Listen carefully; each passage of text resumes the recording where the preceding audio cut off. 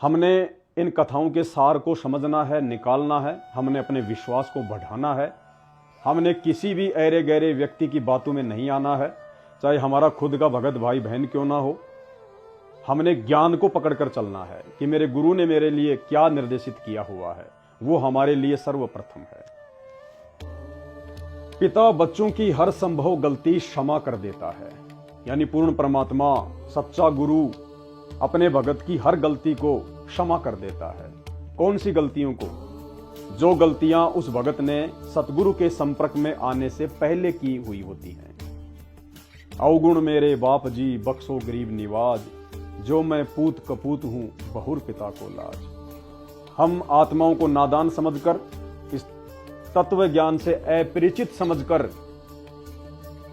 और इस काल की कुप्रेरणा से हमने सतगुरु शरण में आने से पहले जितने भी अपराध, जितनी भी गलतियां, जितने भी विषय विकार और दुष्ट कर्म किए होते हैं, सब परमेश्वर क्षमा कर देते हैं। क्षमा करने का मतलब यह नहीं है कि परमात्मा हमारे उन तमाम पिछले जन्म जन्मांतरों के पाप कर्मों को नष्ट कर देते हैं, उनका सत्यानाश कर देते हैं। नहीं, परमात्मा ऐसा नहीं करते हैं। जैसे ही हम इस आध्यात्मिक ज्ञान को समझकर, इस तत्व ज्ञान को समझकर अपने पहले किए गए उन अपराधों की आत्मगलानी करते हैं कि भाई मैंने तो बहुत गलतियां कर रखी हैं, बहुत कुकर्म कर रखे हैं, और ये ज्ञान तो मेरे को आज सुनने और समझने को मिला है। आत्मा रोती है और सतगुरु से उपदेश ले लेती है, उनकी शरण में आ जाती है। तो उस समय वो सतगुरु क्या करता है? हमारे पिछले जन्म जन्मांतरों के, युग युगांतरों के, परमात्मा कहते हैं ना, जुगन जुगन के पाप सब और जुगन जुगन के मैल, जानत हो जगदीश तुम जोर किए बद फैल। कि हे परमात्मा, हे जगदीश, हे सारे संसार के मालिक, हमने युगों युगों में कितने पाप कर्म किए हैं, कितने जो है बदफैल किए हैं, ये आत्मा कितनी मलिन हो चुकी है। परमेश्वर, इस बात को केवल आप ही जानते हो। हम तो केवल हमारे इसी जन्म के पाप कर्मों को जान सकते हैं, देख सकते हैं, लेकिन युगों युगों के जो पाप कर्म हैं, जो संचित हैं, जिनका ढेर लगा हुआ है, जिन संचित पाप कर्मों के चलते हमारे ऊपर संकट, दुख, परेशानियां आती हैं, वो केवल गुरु भगवान को ही पता होता है, क्योंकि गुरु भगवान स्वयं कबीर भगवान है और वो अंतर्यामी होता है। तो वो परमात्मा क्या करता है जब हम उसकी शरण में आ जाते हैं? वो परमेश्वर उन हमारे पूर्व जन्म के पाप कर्मों को रिज्यूम कर देता है, स्टॉप कर देता है, वो उनको बांध देता है। वो पिछले पाप कर्म उपदेश लेने के बाद भगत को दुखी नहीं कर सकते, वो प्रभावित नहीं कर सकते। परमात्मा उनके प्रभाव को वहीं पर रिज्यूम कर देगा, रोक देगा। क्यों रोकता है परमात्मा? समाप्त क्यों नहीं करता? क्योंकि परमात्मा अंतर्यामी होता है। परमात्मा ये जानता है कि ये आत्मा मेरे से उपदेश लेने के बाद में कितने समय तक मेरी शरण में रहेगी। ये 6 महीने रहेगा, 2 साल रहेगा, या फिर 1 साल रहेगा। उसके बाद ये मेरी शरण छोड़ के काल प्रेरणा से दूसरे के बहकाव में आकर, या अपने परिवार, रिश्तेदार या लोकलाज में आकर, दबाव में आकर भक्ति छोड़ देगा, मेरे से दूर हो जाएगा। वो अंतर्यामी है। अंतर्यामी एक तुम, आत्म के आधार, और जो तुम छोड़ो हाथ तो मैं कौन उतारे पार। इसलिए परमात्मा हमारे पाप कर्मों का सर्वनाश नहीं करता, हमारे पाप कर्मों को स्टॉप कर देता है, रोक देता है।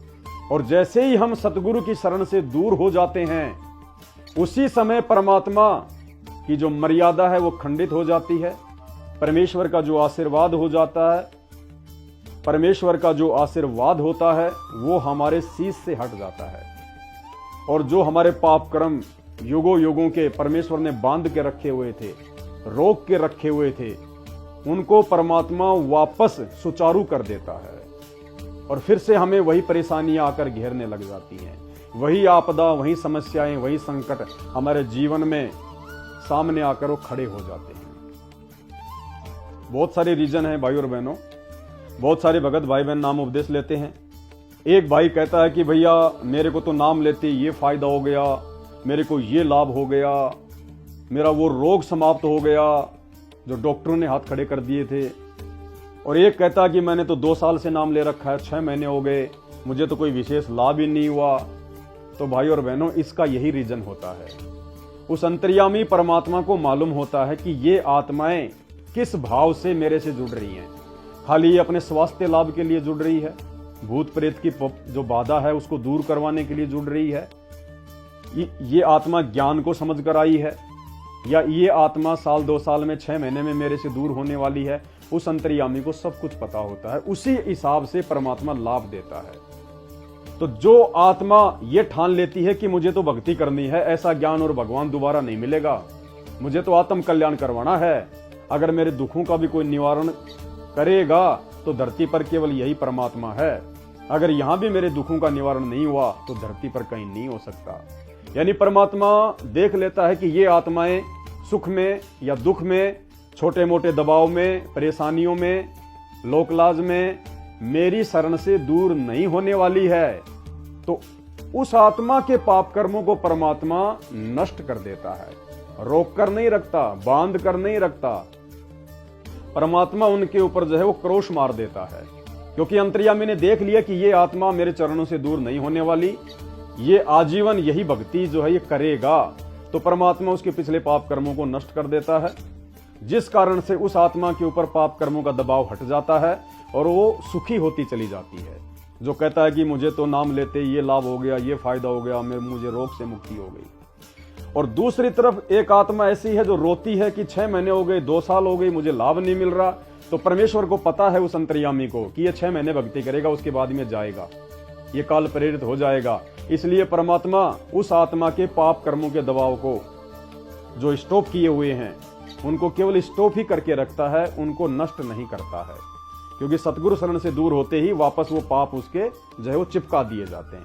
तो भाई और बहनों, ये रीजन है, इसलिए हमने परमेश्वर सतगुरु रामपाल जी भगवान का ज्ञान, उनकी शरण बहुत ही सोच समझ कर जो है वो ग्रहण करनी है।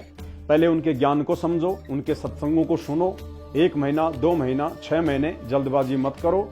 अच्छे से पहले इस बात से परिचित हो जाओ कि यदि धरती पर ज्ञान है तो संत रामपाल जी का है, यदि कोई पूर्ण संत है तो केवल संत रामपाल जी हैं, और गुरु रूप में यदि कोई भगवान, कोई अल्लाह, कोई परमात्मा है तो संत रामपाल जी हैं। उनके क्या क्या नियम है, क्या क्या उनकी मर्यादा है, पहले इस बात से भली भांति हम परिचित हो जाएं, उनके सत्संगों को सुनकर, उनके ज्ञान को सुनकर, उसके बाद हम अपने गुरु से उपदेश लें। क्योंकि एक बार उपदेश लेने के बाद यदि भगत के मन में कोई दोष आ गया भक्ति और भगवान के प्रति, अपने गुरु के प्रति, तो फिर उसका नाम खंडित हो जाता है, मर्यादा टूट जाती है, फिर वो उस भक्ति से वो लाभ प्राप्त नहीं कर सकता जो लाभ दूसरे भाई बहनों को देखने को जो है वो मिल रहे हैं।